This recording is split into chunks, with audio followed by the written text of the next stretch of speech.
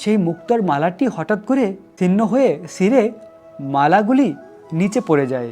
রাধারানী মাটি থেকে মুক্তাগুলি তুলতে লাগলেন, কিন্তু সেই মুক্তা সংগ্রহের ছলে কৃষ্ণ দর্শনের পূর্ণ সুযোগটির সদ্ব্যবহার করতে লাগলেন। অর্থাৎ সেই মুক্তার মালাগুলি মাটি থেকে তুলছিলেন রাধারানী, আর সেই সময় কৃষ্ণকে তাকিয়ে দর্শন করছিলেন।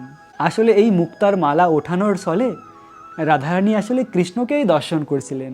রাধারানী ইচ্ছাকৃতভাবেই মুক্তাগুলি তুলতে বিলম্ব করতে লাগলেন, তাতে প্রিয় দর্শন দীর্ঘ সময় হয়। আর তার সহযোগী সখীরা সেটি বুঝতে পারলেন। রাধারানী খুব ধীরে ধীরে সেই মুক্তাগুলি তুলছিলেন, যেন অনেক বেশিক্ষণ কৃষ্ণের অপরূপ সুন্দর মুখমণ্ডলকে দর্শন করা যায়। আর রাধারানীর এই মনোভাব তার সখীরা বুঝতে পেরেছিলেন, কেননা রাধারানীর যে অষ্ট সখীরা রয়েছে, বাকি সমস্ত সখীরা রাধারানীকে সহযোগিতা করে, লীলা সহযোগিতা। তারা এই লীলাকে আরও সুন্দর করে তোলেন। রাধারানীর সখীরা কখনো ভাবে না যে কৃষ্ণ আমার সঙ্গে লীলা করুক।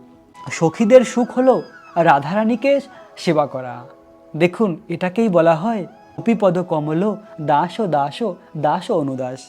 সখীরা কখনো নিজেদের সুখ চায় না, সখীরা চায় আমাদের প্রিয় সখী রাধা যেন সুখী হয়, আর রাধারানী চায় কৃষ্ণ যেন সুখী হয়, আর কৃষ্ণ চায় তার প্রিয় সখীরা যেন সুখী হয়।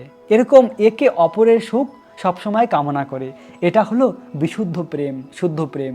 তাই আমরা যদি কৃষ্ণকে পেতে চাই, কৃষ্ণের প্রতি প্রেম করতে চাই, প্রকৃতপক্ষে ভগবানকে ভালোবাসতে চাই, তাহলে নিজেদের সুখের কথা চিন্তা না করে সবসময় রাধা আর কৃষ্ণের কথা চিন্তা করা উচিত, রাধা কৃষ্ণকে ভালোবাসা উচিত। এটাই হলো কৃষ্ণ প্রেম।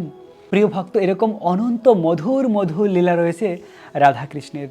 তাই প্রিয় ভক্ত, আপনারা যদি এরকম মধুর লীলা কথা শ্রবণ করতে চান, এই লীলাভূমিকে দর্শন করতে চান, তাহলে আমার আপলোড করা প্রতিটি ভিডিওকে দর্শন করুন। কেননা আমি বিভিন্ন দুর্লভ লীলাভূমির স্থলে গিয়ে সেখানকার লীলা কথা শ্রবণ করাই। আসলে শুধু লীলাভূমিকে দর্শন করাই নয়, তার সঙ্গে সঙ্গে মধুর লীলা কথা শ্রবণ করাও আমাদের খুবই জরুরি।